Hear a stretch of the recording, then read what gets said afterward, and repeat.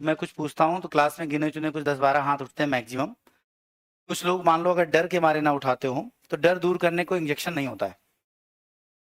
तो मैं एक लाऊंगा अगले दिन क्लास में, सबको एक बूस्टर डोज दिया जाएगा और उसके बाद आपका डर दूर हो जाएगा। कंपटीशन, एक कॉम्पिटेटिव एग्जामिनेशन ऑलरेडी रणभूमि जैसे होता है, यहाँ विजय वीरगति का कंसेप्ट चलता है। या तो जीतो नहीं तो खत्म।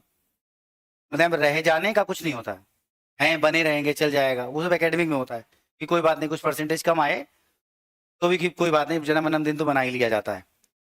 ठीक है, कंपटीशन में ऐसा कुछ नहीं होता, यहाँ बस नाम आया तो ठीक और नहीं तो बाहर। क्लियर?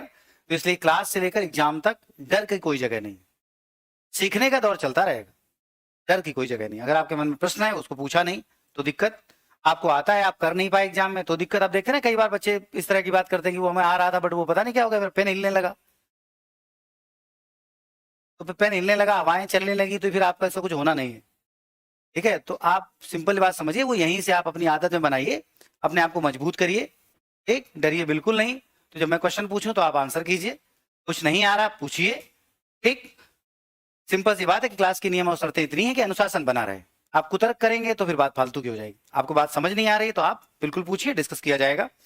कुछ ऐसा होगा जो आपको लगे क्लास के बाद डिस्कस करना, तो वो भी किया जाएगा कि भाई आपको ये बात मैं पहले समझा चुका हूं, क्लास के बाद मिलकर पूछ लीजिए, सारी चीजें होंगी। बट सत्य आपके मन में कोई डाउट है तो पूछें, और जब मैं पूछूं तो आप उत्तर भी दें।